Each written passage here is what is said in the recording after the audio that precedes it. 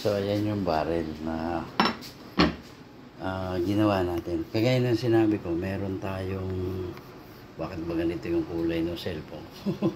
Para tuloy ako may lipstick dito. Nagre-reflect pala yung aking damit doon sa aking ano, para tuloy akong may lipstick na ito. Ano po ito red, pero tingnan nyo yung itsura doon sa ano, magre-reflect na doon sa cellphone. Anyway, ito yung ginawa ko ngayon. Yan nga, mapapansin nyo, sinilip ko na yung maganda siya pag sinilip mo ganon. Sa ano kasi, since makislap yung loob at brand nyo kasi ito yan, nagkaroon lang ng konting ano sa tama ng machine sa pag ano, so konting liha-liha lang yan. Wala ako doon sa kabilang shop kasi dinadala ko nga ito dito. Hindi ko agad napansin to kasi may assistant ako nung gawin to. Hindi niya naman alam na kailangan. Anyway, konting liha lang naman yan, okay na. Tsaka kung makikita nyo, bagong-bago siya. Ayan, yan yung ano, JR Mangyo kasi ang lalagyan nito. So, ano natin, pakita ko rin sa inyo yung scope niya. Yung scope tuloy. Palagi ako nagkakamali dyan. Scope at saka itong silencer. So, dito, medyo, ano talaga, pit na pit yung pagkaka-thread natin dito. Kasi, alam nyo, medyo talagang maselan yung may-ari nito. Hindi natin kilala yan. Kaya, ayan, talagang, ayun, kung makikita nyo, pag kumalog ng konti, ayaw nang pumasok. Ayan. Dito pa lang, wala nang kalog. Kung makikita nyo, dulon-dulo pa lang yan. Ayun, dulon-dulo pa lang. So, talagang pit na pit ang thread nyan. Tapos, mahaba. Medyo mahaba yung thread sa dulo. Kaya, hindi talaga sasala. Tapos, fine. By 1.0 po kasi to. Ayan, makikita nyo. Wala siyang kalog. Ayan, walang kalog-kalog. So, ayan, kita nyo yan, Talagang fit na fit siya, hindi mahuhugot, hindi madidisalign. Tapos yan, may ponduhan siya dito. Yan, may kanal yan na konti. Pwede nang maglagay ng o-ring kung gusto lagyan. Pero sa akin naman, hindi naman kailangan. Ayan, sagad. So, yan. Tapos tingnan natin kung makikita nyo dito. Ayan. I think makikita. Ayan, wala siyang kasabit-sabit. Hindi ko lang ano doon. Wala tayong salamin Hindi ko lang siya maitapat doon kasi masisilaw naman yung ayan, So, dito natin tingnan. Isa pa. Ayan. Kaya madilim yung dulo kasi madilim dito. Yan, subukan natin ilagay siya sa maliwanag. Yan, dyan natin titingnan sa maliwanag naman. Sisilipin natin. Yan. Kagaya kanina. Para makita nyo, walang kasabit-sabit yan. Walang kasayad-sayad yan. Ayan, diba? Ayun. Kita nyo, bilog na bilog yan. Tapos yun, nakikita nyo yung groove. Ayun. Yan. Try natin dito. Yan. Ayun. Kita nyo yung groove. Ayan, tapos yun. So, walang kasayad-sayad yan. So, tapos, ang sabi niya sa akin kasi, gagamitan daw niya ng slug. So, pinamili ko siya ng barrel. Yung isa, full groove. Tapos ito, talagang design siya para sa slug. So,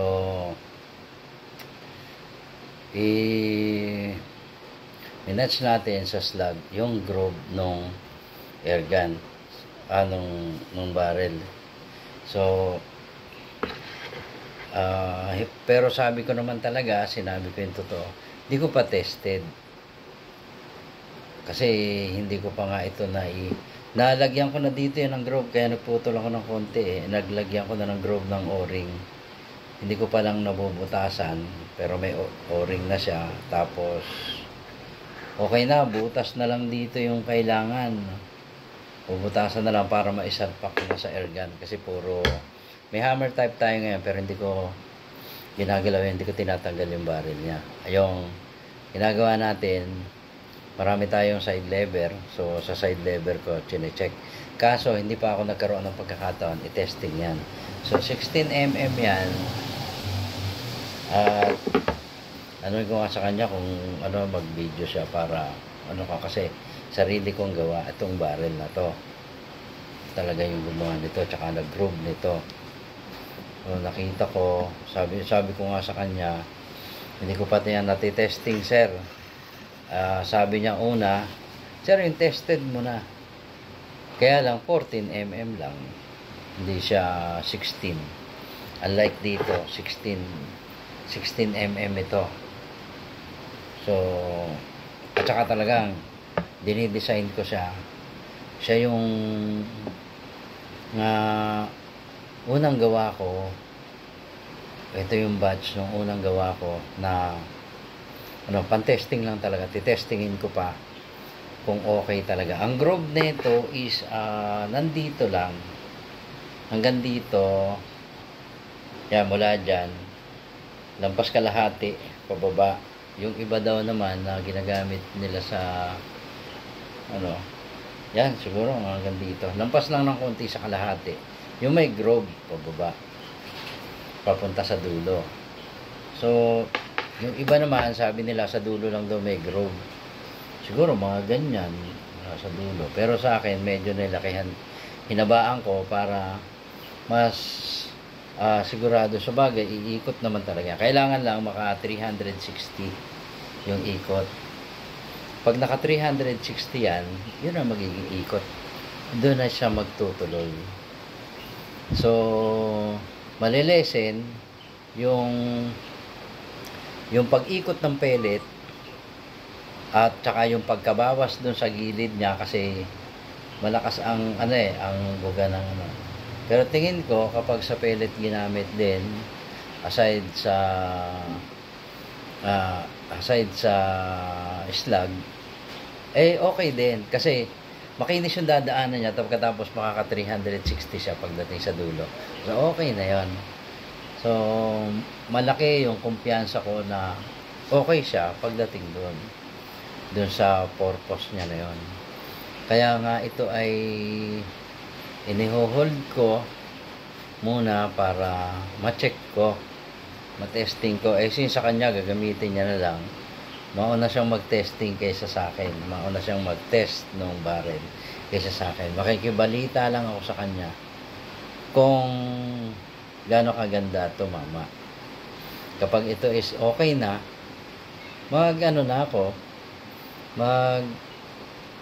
magdidire-diretso na akong maggawa ng ganito. Yung kumbaga kapag isasalpa ko sa airgun ko para matesting ko, tapos pag mayroong may gusto na kailangan din niya, ayun, pwedeng pero dapat na testing talaga. Yun yung gusto ko, kasi kahit pasabihin na okay tumama, tapos na testing nila, gusto ko pa rin yung bawat barrel na is natitesting. Hindi ba din ko konti lang yung ating hindi tayo mass production, kasi paisa-isa lang. Ayan, kasi ang lang naman natin, sumasabay lang naman tayo sa hobby. Natutuwa lang naman ako na pagka may nagsasabi, galing kay Sir Ed yan. Ayan, maganda tawa, galing kay Sir Ed yan. Sana ganon ang maging outcome. At tayo naman hindi na. Tsaka marami tayong kasama sa mga seller at talagang licensed manufacturer ng mga airgun. Sila rin naman ang gumagawa ng mga barrel nila, kagaya ng eskopeta, Yan, una pa lang, eskopeta talaga kahit na anong brand. Sabi na, bili mo ako ng eskopeta doon. Pero pagbalik ang dala ibang brand. So okay, eskopeta pa rin yun. Ganon kasikat ang eskopeta pagdating doon sa ayan. Kaya saludo ako dyan sa kanila. At yun nga, medyo ano nga lang, nung mga una, na misinterpret, tapos palagi rin na bisita ko kasi yun nga, nahirapan ako magawa. Kasi sa dami ng nagpapagawa, pagkatapos palpak pa yung machine shop na gumagawa. Pagdating sa akin, kaya nga pinagawa ko sa kanila para wala na akong, ako mano-mano, kikil, ganyan. Para lang maiayos yung gawa nila. Sabi ko, yung gustong payment naman, binibigay natin. Tapos, ganon ang magiging resulta. Pagkatapos yung helper ko, tagahawak-hawak lang yung time na yon. Kaya hirap talaga ako. Tapos pag pati kasi mapapasin yung hirap ng paggagawa. Kasi pati ultimo mga tornilyo, lalo na yung mga Allen wrench, talagang yung mga Allen bolt, talagang sinisilit ko yun kasi pag nahulog niya. Kasi siyempre ako gumagawa, pangalan ko yung nakataya, wala silang concern kasi hindi naman sila yung sa akin magagalit Kagaya nung okay naman yung conversion. Isa siyang taga rin, hindi ko na sasabihin kung saan, nagja-Japan siya. Yung silencer ito, kasi gawa ako ng silencer, kaya ko yan. Sige, gawa ka. At bawat isa parang bibigyan ko sa iyo ng 700. Akin pa yung materyales, kasama pa ako sa pagbili. Tapos yon, nung nagka-problema yung silencer, isa pa yun sa naging problema ko kasi ako yung sisisihin kahit hindi ako yung gumawa at hindi naman ako yung talagang kumita dyan sa paggawa ng silencer. Sa akin magagalit. Kahit yung gawa naman ng conversion, yung upgrade ay okay naman, yun, galit pa rin sa akin kasi yung silencer daw nananabog.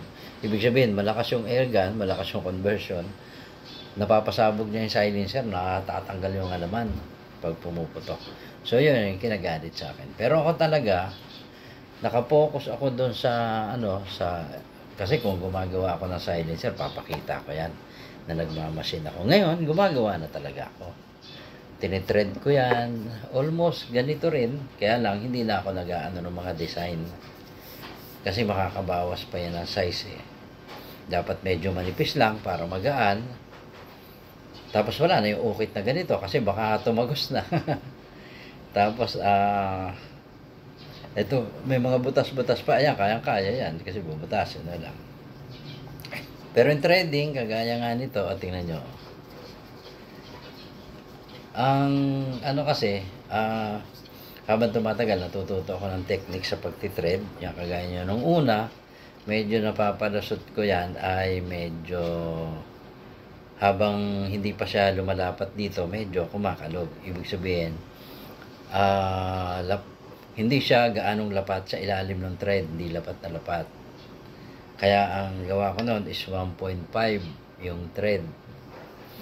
So medyo matangkad yung thread na yon, kaya kahit kumakalog kapag hindi pa mahigpit, kumakalog na ganyan kasi hindi pa siya lumalapat. Pero pag lumapat naman, kahit pitan mo maigi, okay naman. Hindi katulad nito na halos sakto. Halos sakto siya, tapos maalwan siyang pihitin, okay na okay. Match na match yung thread nila. Ayan So ganyan ngayon yung ngayon, gumagawa na talaga ako. Kasi kung makikita nyo, nag-thread nga ako niyan ng barrel. Tinreadan nga natin yan. I-match ko lang dito sa thread. Di lalo na ako yung gagawa nung pareho. Yung pareho nila. Kumbaga, ako na rin ang gagawa nito. So, maimamatch ko lalo yun doon sa thread sa baba. So, yun yung, kaya, ko yung hinihingi ko nga yung inyong mga pangunawa. At kasi nag-umpisa tayo talagang asin zero tayo dito, zero tayo, zero knowledge tayo regarding sa airgun. Ngayon palibasa ilang taon na rin nakalipas na ako kaya hanggang sa ako na mismo ay nagmamasin, so natuto na rin akong magmasin yan. Pero ang maiano ko lang mula nung umpisa, hindi tayo nakapaglagay sa bingit ng alanganin doon sa mga ginagawa natin. Kahit ang papangit, kasi nag-uumpisa pa lang ako. Ang papangit talaga ng gawa ko. Yan sa mga sa mga kasama nating maker. Hindi ko na sinasabing magaling talaga ako. Ang sa akin lang, ang papangit nga ng gawa ko nung una. Hindi kagaya ng mga gawa nyo na may mga design pa. At siyempre, nauna kayo sa akin. Pero aminado tayo doon na ang pinag-uusapan naman kung sino mas mahusay, di mas mahusay nga kayo sa akin. Kasi kahit hanggang ngayon, siyempre, kung ako ay natuto doon sa ilang panahon ng mas una pa rin kayo sa akin, mas ahead pa rin kayo. Kaya mas marunong pa rin talaga kayo kaysa sa akin at mas mahusay pa rin kayo. Ako, yung ko lang, hindi naman ipinagmamalaki over o against doon sa iba na gawa. Masasabi ko na gumagawa na rin ako. Nakakagawa na rin tayo. At kahit pa paano, ito yung gawa ko, pinapakita ko. Hindi ko kino-compare sa gawa ng iba na ito mas maganda yung gawa ko kaysa sa gawa ng iba. Hindi natin kino-compare na gano'n. At ang sabi nga natin, mas mahusay sila, lalo na pagdating sa design. Walang-wala ako doon. So, yan lang. Ginagawa lang natin yung ating makakaya para at least kung man lang sa akin, pumasa, kahit dun sa mga ibang seller, ibang maker, sabihin nila, mas maganda talaga yung gawa nila. Okay lang naman yan. Sinasabi ko nga sa inyo, mas okay talaga yung gawa nila, mas maganda, itsura. Ang sa atin lang, yung nagtitiwala sa atin, tsaka naawa sa akin. Naman, okay lang naman na sa kahit pa paano naman, nakakaambon ako ng konti. Yan, kaya nagpapasalamat ako doon sa mga nagtitiwala sa atin. So, ayan, kakalasin ko na. At ipapabalot ko to kasi iwanan ko to dito sa office dahil dito mag-uumpisa yung shipping. Anyway, sayang lang at wala akong dalang tank dito. Papakita ko sana sa inyo yung buhay. Kakabit ko ulit at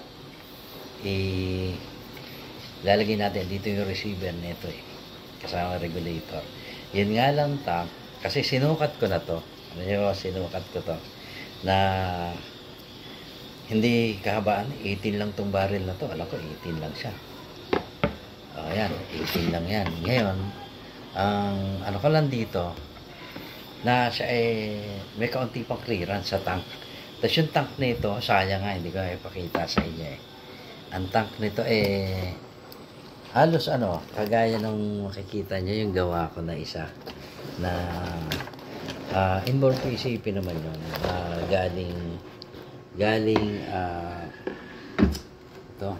galing Indonesia yung receiver noon yun.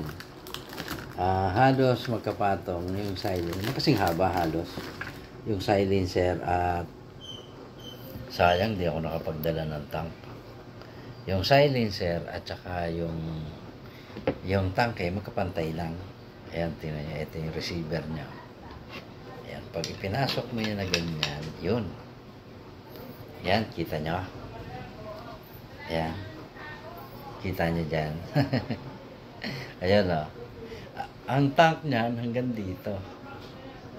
Lampas kalahati ng silencer. Imagine yung magiging itsura niya. Ayan, ganyan. Ang tank niya is yung mahaba na .38 hanggang dito. Imagine niya yung magiging itsura. Di ba? So, hindi na ako nakapagdala ng tank at ng yan, nahuhulog na. So, yun yung magiging itsura niya. Ang maganda nga sana kung madadala ko, makapagdala ako ng tank. Sa bagay, pwede ka pupunta ako doon ngayon sa kabilang susuksukan ko ng tank. Sayang, hindi ako nakapagdala eh. Susuksukan ko siya ng tank para makita nyo. Pakita ko sa inyo, panandali. Gawin ko na lang short video. Pakita ko sa inyo sandali. Pag nailagay ko na yung tank dito. So, ayan. Di okay na. Hopefully, uwi ako doon. Tapos, balik ako bukas. Kasi sabi ko naman, bukas ko pa isisip. At saka, siyempre may ano pa dyan. Para makita. Makita niya itsura. Kung anong gawa natin ito ngayon. At, ayun. Maraming salamat po sa inyong lahat. Sana'y patuloy yung kahit na po ako ay maraming ginagawa at pinagkakabala. Kagaya po nung sabi ko sa inyo, ang airgun is hobby na lang natin. Yung hobby natin, hindi na siya yung dumaan kasi ako sa time na talagang maraming nagpapagawa. Yung time ng pandemic, during pandemic, dami nagpapagawa at ang daming ayun, dun ako, baguhan pa ako noon. Tapos after na malapit na matapos yung pandemic, nag-start na ako mag-machine nito. Pero 1 year ako na puro upgrade lang. Puro conversion, nandun yung pati mga foot pump, ganyan. Minsan maglagay ako ng tapos pahihinangan ko sa radiator shop. Doon ko padadala. Hinangan nila. Magkakaroon na singaw. Pag nagkaroon na singaw, pababalik ulit. Sa sunod naman, ako na yung nagtatapal. Kaya meron akong gawa noon na kung matatandaan nyo, doon sa siguro unang channel ko pa na mahinang doon pumangit na yung itsura ng dulo kasi masyado nang kumapal yung pagkahinang. Hindi pa po ako sanay noon tsaka wala akong machine pa noong time na yun para gumawa ng adapter na mismo para doon. Pero kung yun ngayon, gagawa ko ng adapter yun. So maraming salamat po sa inyo lahat. Kita-kita po ulit tayo sa susunod na video.